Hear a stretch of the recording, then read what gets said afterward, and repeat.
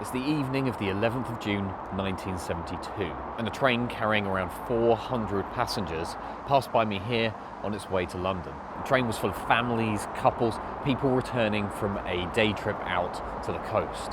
And as they passed here at what is today Eltham Station, they were barely 15 minutes away from their final destination.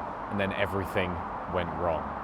The train reached a bend in the tracks further down the line behind me here, at more than 3 times the speed limit. The train overturned and 6 people lost their lives, with more than 120 people being seriously injured. And the inquiry that followed afterwards found that there was only one man to blame. This is the Eltham Well Hall train crash.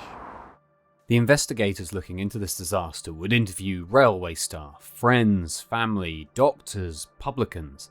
They of course left no stone unturned, measuring every mark left on the rails, testing the locomotive and the carriages, examining the track, all of the painstaking piece-by-piece things that go into investigating an awful disaster on the railways like this one.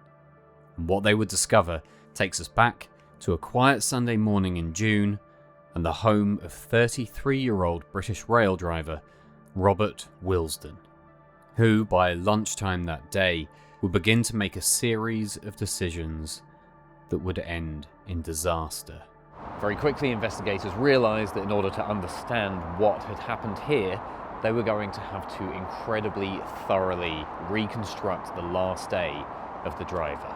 And in order to fully understand what happened here, that's what we're going to do. It was the height of summer in 1972, and of course, thousands of Britons had been heading to the seaside. Margate was as popular as ever, and there were a certain group who were heading there on the 11th of June. A day trip had been arranged for the employees of British Rail's Midland region, who were based in North London at Kentish Town. And because so many were going, a pair of excursion trains had actually been laid on to take them all the way to Margate and then back that evening. One of these trains was number 1630, a Class 47 diesel-electric locomotive, and was comprised of 10, for the time, modern steel coaches. And it was this train that at 8:05 that evening was due to bring all those passengers back from Margate to Kentish Town. A separate driver, to who we're going to be focusing on today, had taken the train safely to the coast, where it would then wait for our return driver to arrive and take over.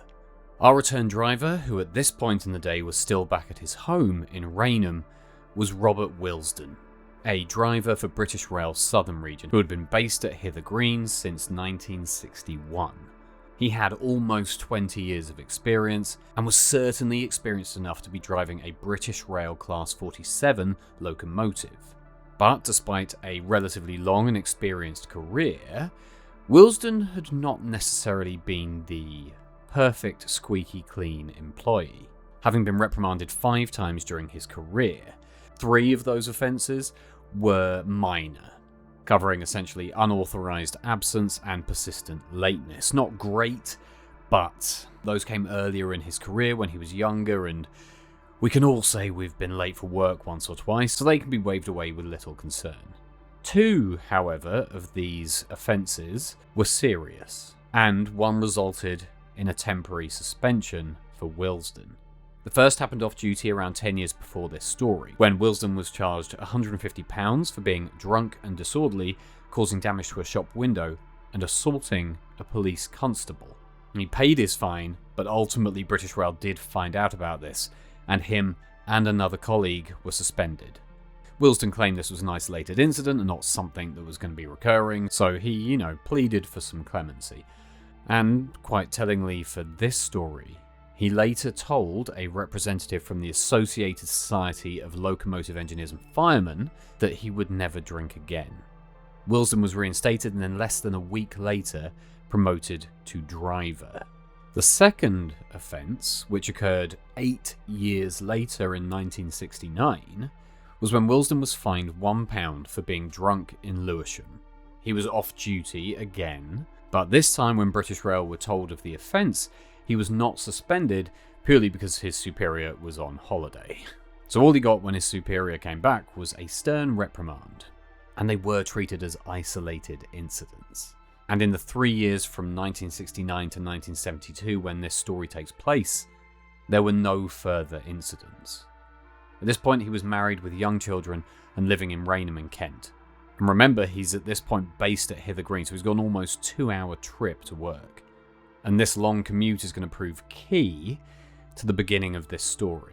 Now, of course, you probably noticed that this isn't Eltham Well Hall Station.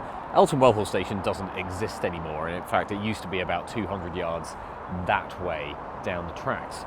But it closed in 1985 when the A2, which anyone from the southeast will know well and truly love, was built in this area, and the station was moved up to where I am right now and just renamed Eltham Station. Let me know in the comments if any of you have fond memories of Eltham Well Hall Station. Back at the Wilsdon family home in Rainham, lunch was wrapping up, and Ronald and his 2 brothers decided that they had plenty of time before he needed to leave to work to pop to their local. Together, they drove to the Cherry Orchard Inn in Rainham, with investigators able to work out that they'd arrived around 12:55 p.m. The pub then closed around 2 p.m. And Robert's younger brother had a very clear memory of that trip to the pub and exactly how much alcohol Robert had consumed. Namely 2 pints of light and bitter and half a pint of light ale. To investigators, both brothers insisted that he had had no more than that. The brothers then left the pub, went home, and apparently spent the rest of the afternoon with the children. And both brothers were still adamant that no more alcohol, especially not in particular sherry, had been consumed during the afternoon. And both brothers were certain that he had definitely not had any more alcohol before he left for work. But the cold reality of the situation is if that was all he'd really drunk, then this disaster probably wouldn't have happened, and I wouldn't be standing here today. At 3:22 p.m, Wilsdon officially signed on duty with Hither Green. Now you're probably asking yourself, well, he was leaving the pub at 2, and his commute was 2 hours. There was no way he was at Hither Green by 20 minutes past 3. And he wasn't. He'd signed on by telephone, something that was apparently reasonably common at the time to do. He told his colleagues at Hither Green that he was going to travel directly to Ramsgate from Rainham, and that he was going to catch an earlier train down to the coast just after he hung up. Over in Hither Green, they had no reason to disbelieve that this is what he was going to do, so they signed him on. What actually happened is Wilsdon spent another 2 hours just in Rainham, until one of his brothers drove him to the station at 5:15. Now, it seemed that this was something that people did occasionally, just to get an extra couple of hours pay before they'd actually left the house. A lot easier to do when your supervisors don't see you in person and don't see you getting on that train to go to work. The supervisor, who knew Ronald reasonably well, had noticed nothing unusual during the phone call. His speech appeared clear and his manner was perfectly normal. They noticed nothing to suggest that he'd been drinking. This is where the first big difference between how things are done now and how things were done then rears its ugly head. Because on the surface of it, being able to clock in on the phone doesn't seem like a big deal. But when you realise that, yes, some people were using it maybe as a cheeky way to be like, oh no, yeah, I'm at work, when in reality they hadn't even left the house yet. It also meant that no one could see you in person, and therefore no one would be able to smell alcohol on your breath. No one would be able to see how dilated your pupils were. People wouldn't be able to see the slight sway in your step, and therefore no one would realise that before you were about to step into the cab of a train and drive hundreds of people across the country, you were blind drunk.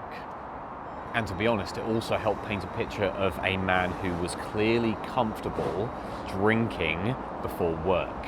All signs of someone who is a seasoned drinker or a high-functioning alcoholic. Whilst Wilsdon was making this phone call, his second man, P.E. Stokes, had actually gone to Hither Green to sign on. Now, Stokes was a lot younger and 18 years old, probably didn't know some of these tricks of the trade, and he'd only been working on the railways for around 2 years at the time. And as every young, enthusiastic employee does, he signed on punctually at 12 minutes past 3, and was instructed to take the 15:32 train and attempt to meet Wilsdon on the train. Obviously, this didn't happen because Wilsdon wasn't on that train. This period of the afternoon kind of became the most tricky part of the investigation for the investigators, because this was a 2-3 hour gap in the afternoon before he went to work that really they don't have a lot of detail for, and they're relying purely on the brother's testimony. So we can't say for certain that he continued drinking that afternoon, but sometimes you've got to call a spade, and it seems incredibly likely that the drinking hadn't stopped at the pub. And certain witness statements that we'll come to later would point to that being very much the case. By the time Stokes and Wilsdon actually met up, it was at Ramsgate Depot at around 6:25 that evening. When he arrived, Stokes asked the supervisor at Ramsgate which train they were taking, and when Wilsdon arrived, he did not. Though this could have been because it was the only Class 47 locomotive, and so he would easily be able to spot it. The two finally met on the locomotive and started preparations for the journey back to London, with Stokes noting that when Wilsdon spoke to him, he smelt something pretty strong and said, "Christ, what have you been doing?" To which Wilsdon replied that he had had some beer at dinner time and had ended up going somewhere and drinking some sherry. This is the first real point we have where someone noticed that Wilsdon had been drinking. And what this also shows us is that if what Stokes remembers is correct and what Wilsdon told him is true, that 2 to 3 hour gap in the afternoon was spent drinking sherry. We're already beginning to paint a picture of the build-up to the start of Wilsdon's shift, and how it seems it's likely he was never without a drink in his hand. And whilst preparations for the journey were taking place, families, friends, and colleagues were still down at the beach, enjoying the last hour or so of their day beside the sea. None of those passengers could have imagined that the man who would soon be responsible for taking them safely home was slowly but surely, with every decision, putting them more and more at risk. And by 7 o'clock, Wilsdon had suggested that him and Stokes head to the Railway Staff Association Club for a drink. Stokes agreed. I mean, you can understand why. He was the younger man, he was the inferior, and I'm pretty sure we've all been in situations where somebody who we suspect might have a little problem with alcohol can be very hard to turn down when they suggest a drink.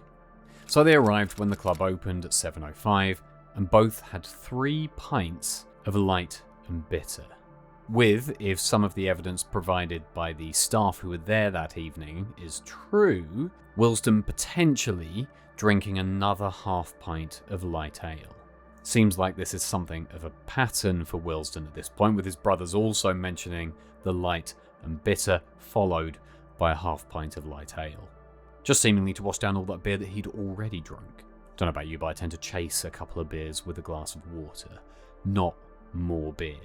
After having several beers each at the club, they're of course a little bit late getting back to the train, arriving at Ramsgate Depot around 7:40 in the evening.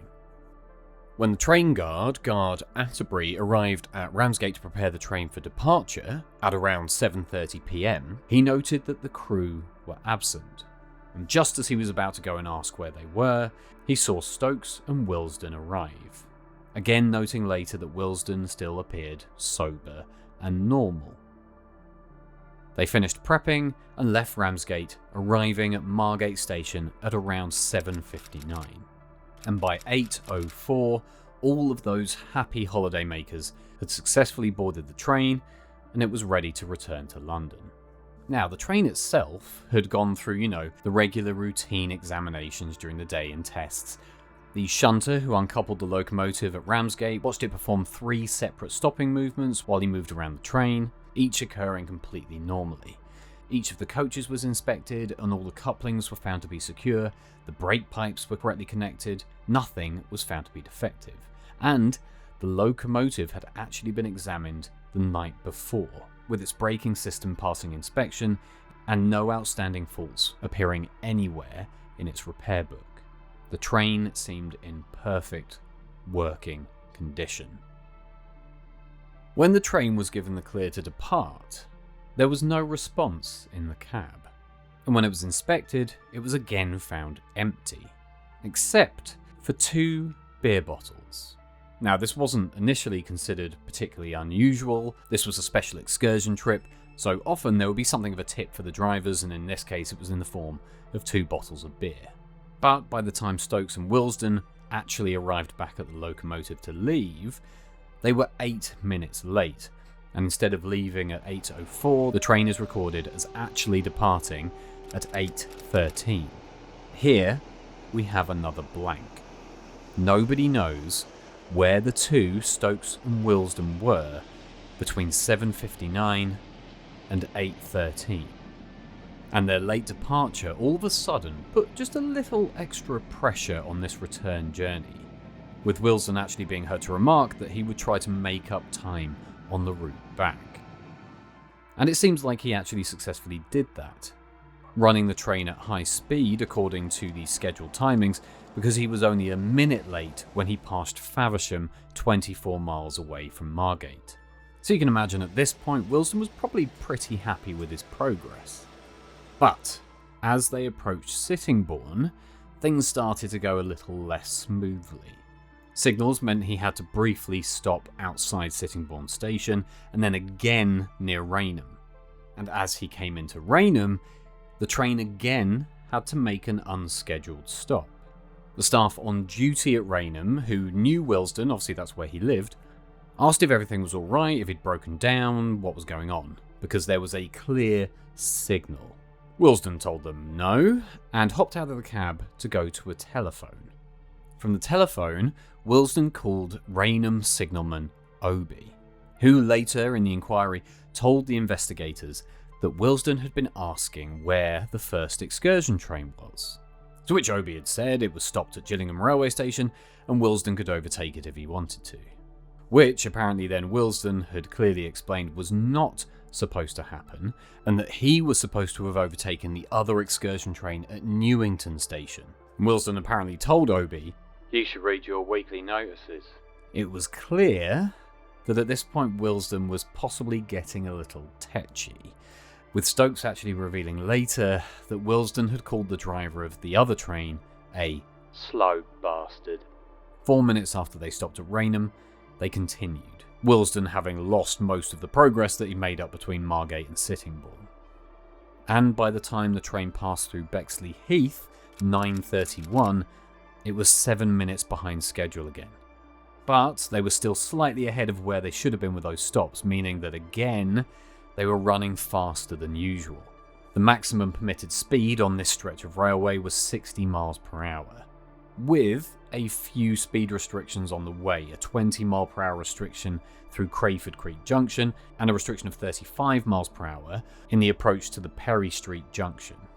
So both Wilsdon and Stokes were fully aware of and complying with the speed restrictions that were in place on this route. Nothing from how they were driving the train suggested that they would not continue to do so. After passing through Bexley Heath and towards Welling, they finally reached Falcon Wood, and the inspector later, who actually rode this particular section of track, pointed out that Falcon Wood Station was a landmark of such obvious and considerable importance that every driver should have known where they were and what was coming up ahead of them, and stated that there was no reasonable explanation for a driver becoming confused or lost on this section of line. He should have known exactly where he was.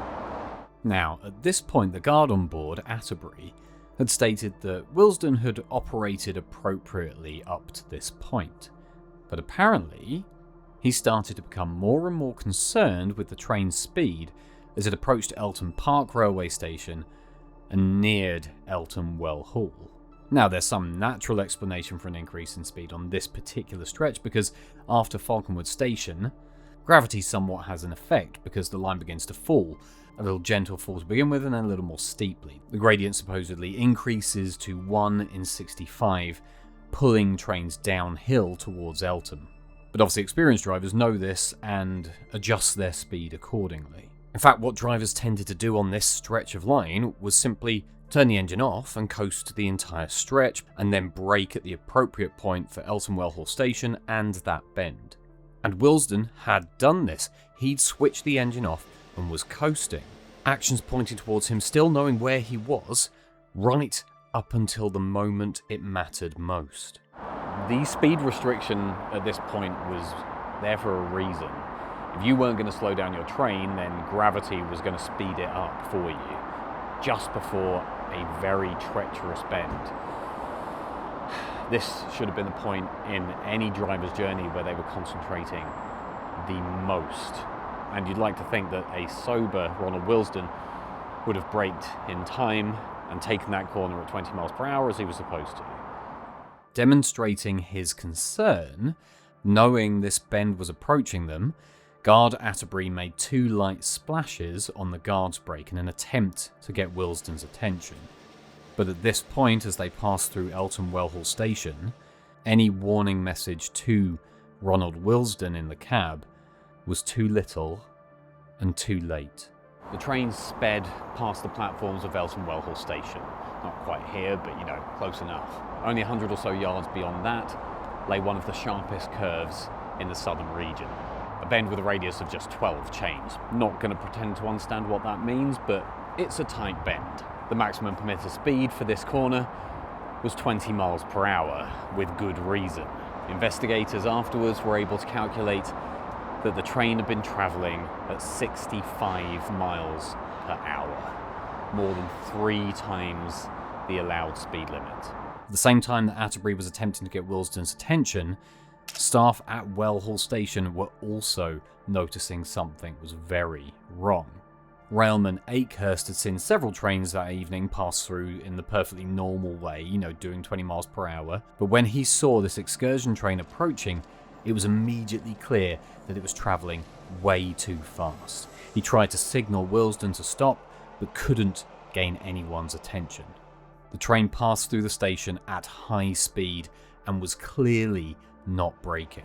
What was clear from the witnesses aboard the train and at Well Hall station is that no attempt to brake was ever made. And in the cab in the lead up to this, we will have no true idea of what was happening between the 2 men aboard.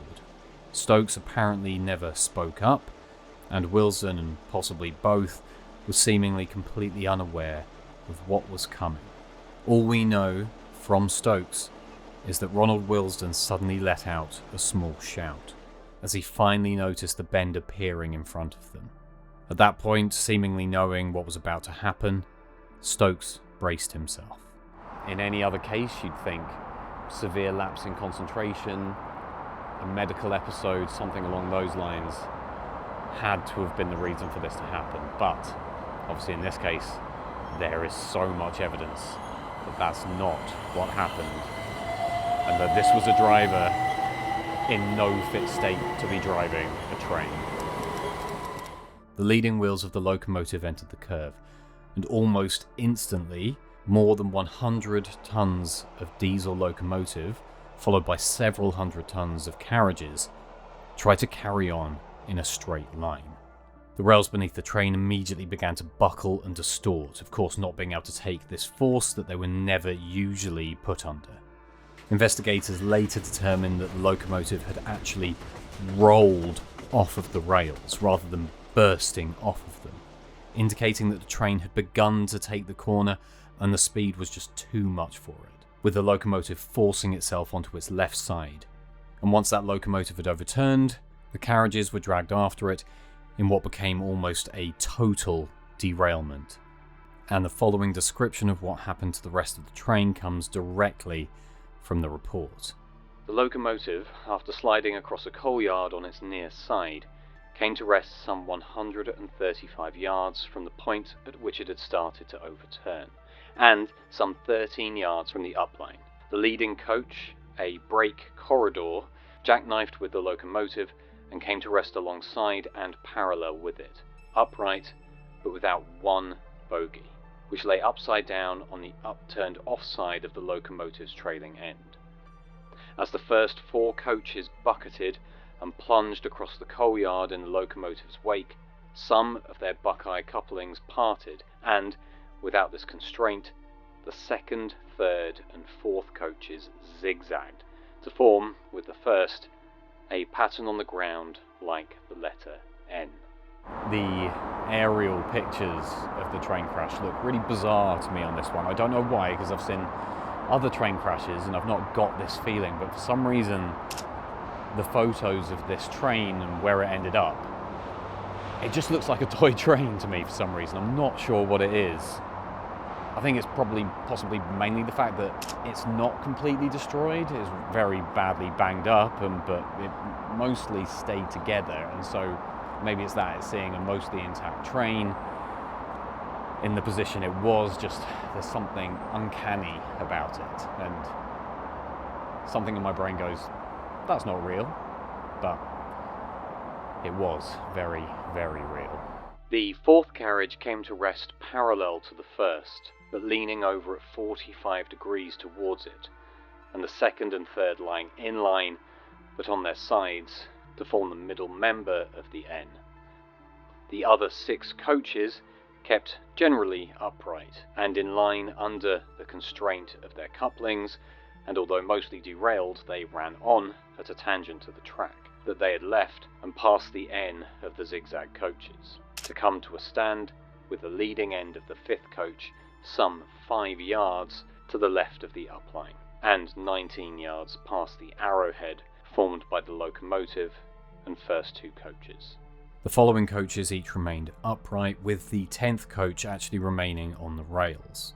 And the report points out that the contrast between the disarray of the locomotive and the first 4 coaches, with the rest of the train looking comparatively fine, was quite stark. As the locomotive tore through that coal yard, the front of the cab was broken open, and debris was thrown or ploughed into the cab, killing Wilsdon instantly and severely injuring second man Stokes.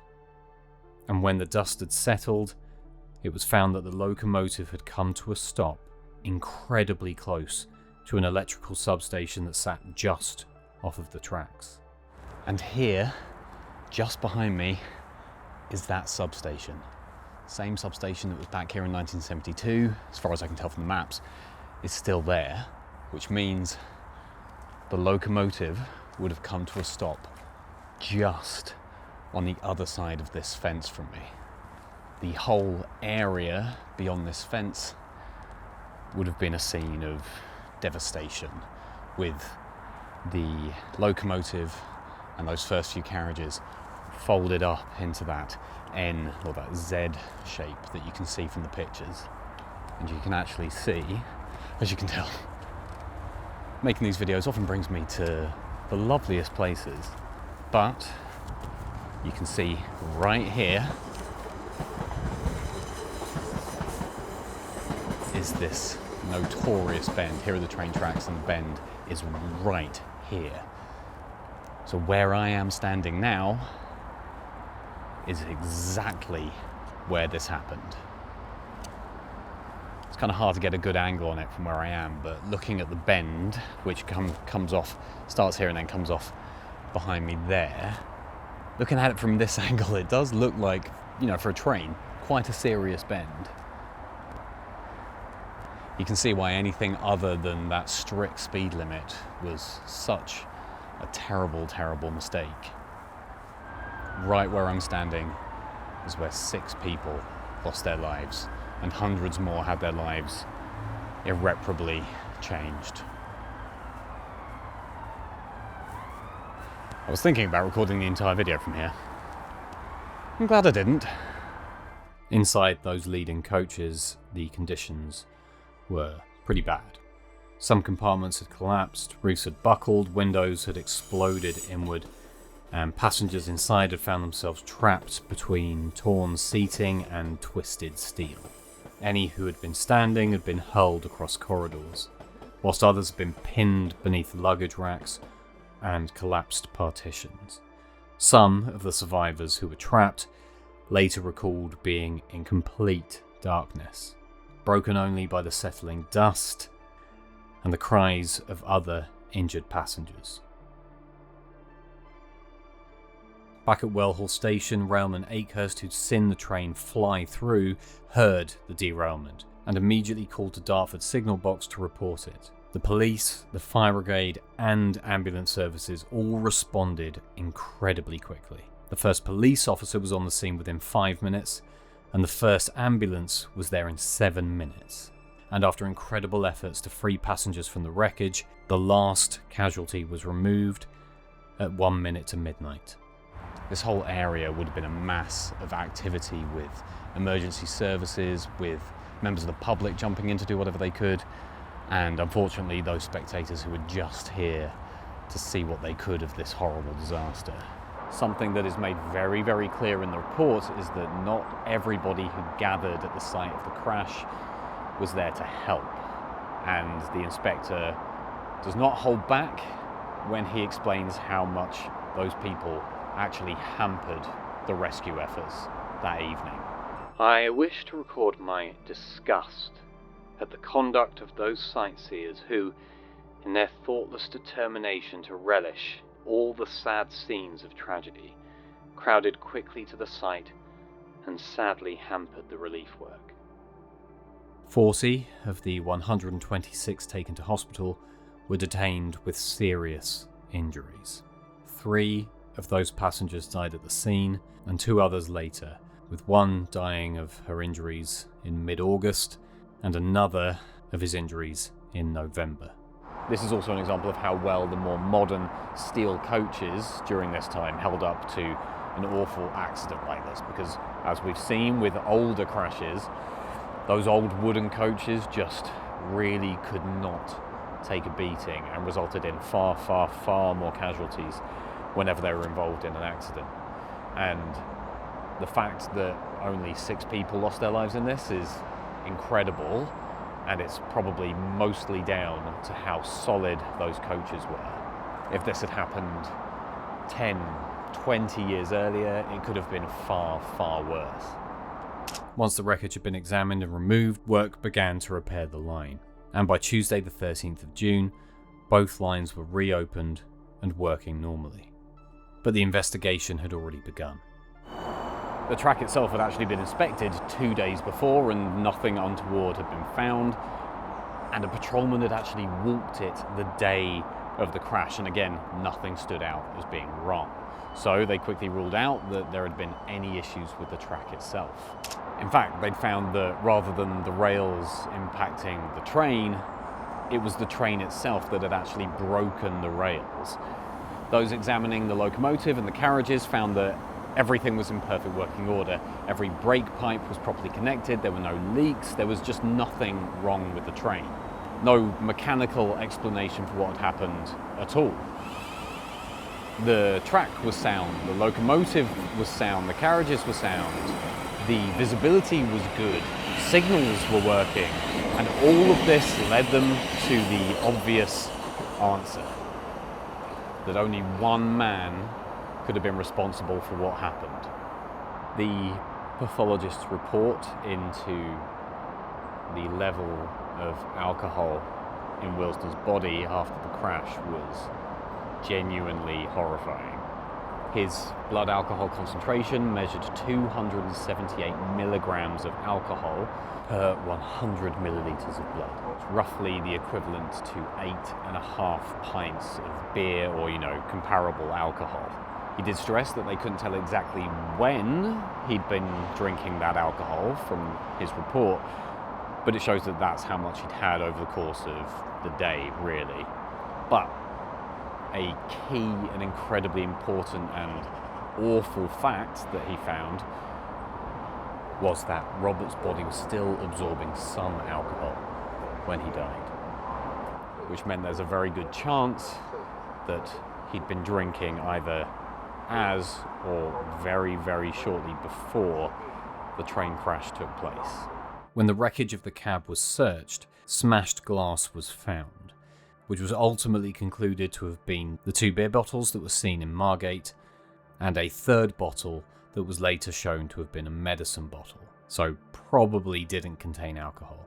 But with Wilsdon's blood alcohol content being as high as it was, and the level of alcohol in his urine being incredibly high, suggesting that he'd been drinking within an hour of dying, It was suggested that there is a chance that Wilsdon may have obtained another bottle of alcohol at some point, drunk it on the train, and thrown it from the window of the cab, with the theory being that he'd obtained this alcohol at some point in one of those gaps. And those findings marry up almost perfectly with what we know Wilsdon drank that day. Around 2 p.m, we have the 2 pints of light and bitter, followed by the half pint of light ale. And then at the Railway Staff Association Club later around 7, we have the 3 pints of light and bitter, plus another half pint of light ale, bringing us to 6 pints already. Then when we add the alcohol that he could have consumed, but we can't confirm, that's an unspecified amount of sherry in that 2-hour period in the afternoon. And with the pathologist's report indicating that he'd been drinking very, very recently before he died, that means at least one more drink in the cab of the train. If not those 2 bottles of beer, then something else. Which quite neatly gets us to that 8.5 pints of beer mentioned in the report. It seemed that afterwards, no staff who had seen Wilsdon and Stokes during the journey were criticised for stopping Wilsdon, and after evidence provided by family and friends, it was found that Wilsdon could carry his alcohol and therefore was very well trained at masking how drunk he was. The autopsy did, however, show that he did not show signs of chronic alcoholism. Second man Stokes, who was severely injured in the crash, did come in for some criticism, but given that he was unfamiliar with the route and only 18, the vast majority of the responsibility, in fact all the responsibility, fell on Wilsdon.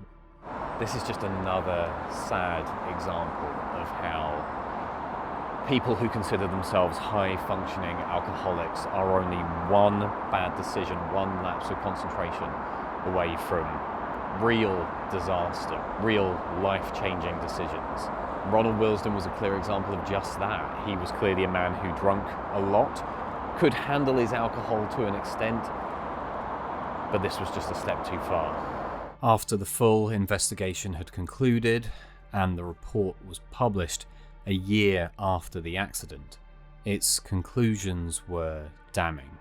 The sole cause of driver Wilsdon's allowing his train to enter the Well Hall curve at some 65 miles per hour was that he had grossly impaired his ability to drive safely by drinking a considerable quantity of alcohol, both before and after booking on duty, including some shortly before leaving Margate and some more in his cab during the journey. Second man Stokes, on his own admission, drank 3 pints of beer in the club at Ramsgate and, in direct disobedience of Rule 3V of the then British Railways rulebook, which was that employees must not consume intoxicating liquor while on duty. This was disgraceful. I am quite sure that Wilsdon was the ringleader in the drinking at Ramsgate. Stokes, aged 18, was much the younger man, and he would have needed a stronger character than he had not to have followed his driver's lead.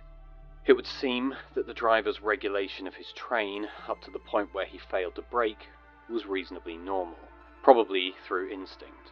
I understand that Stokes had never acted as second man over the Bexley Heath line before.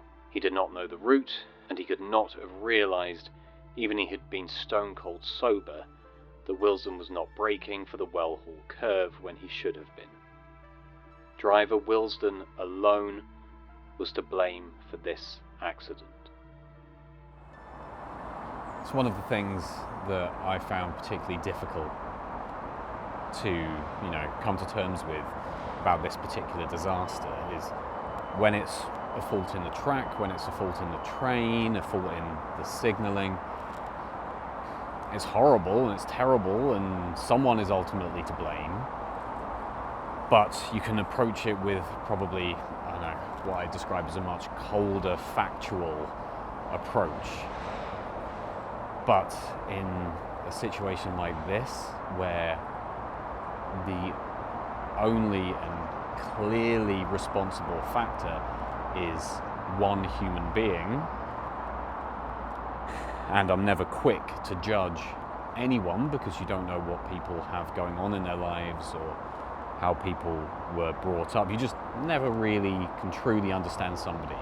What is clear from this situation is that this man's actions that day caused the loss of his life and the loss of 5 other lives amongst the 100 or so people who were also injured, and I'm sure everybody who was traumatized because of what happened. This one man's completely irresponsible actions affected the lives of hundreds of people, and him losing his life in this accident meant that he never had to face up to the people whose lives his actions had an irreparable impact upon. When the report came to deciding if anything could have been done to prevent this, or if anything could be changed to stop it happening in the future, it was found that the current at the time rules around drinking were sensible and sufficient, and that something like breath tests for drivers on arrival and at the start of their shifts would be completely unjustified and not really necessary, and that there was no endemic problem with drinking amongst train drivers. But what the report did recommend was that using a telephone to sign on duty in the southern region should be banned. But for certain drivers who lived very far from their depots, it proved impractical, and so the practice did continue. Although it was agreed that what Wilsdon did in pretending to sign on 2 hours before he actually did should be prevented wherever possible. But ultimately, drivers continued not necessarily having to be face to face with their superiors when they signed in for work, which has potentially gone on to play a particularly significant role in other more recent accidents. It's also probably appropriate at this point to say to anybody out there who does suffer from alcoholism, who is struggling with that addiction or any other addiction, that there are plenty of places out there that you can go for help. You don't just have to live with it, and as we can see from this, living with it, it carries very, very high price, or can carry a very high price.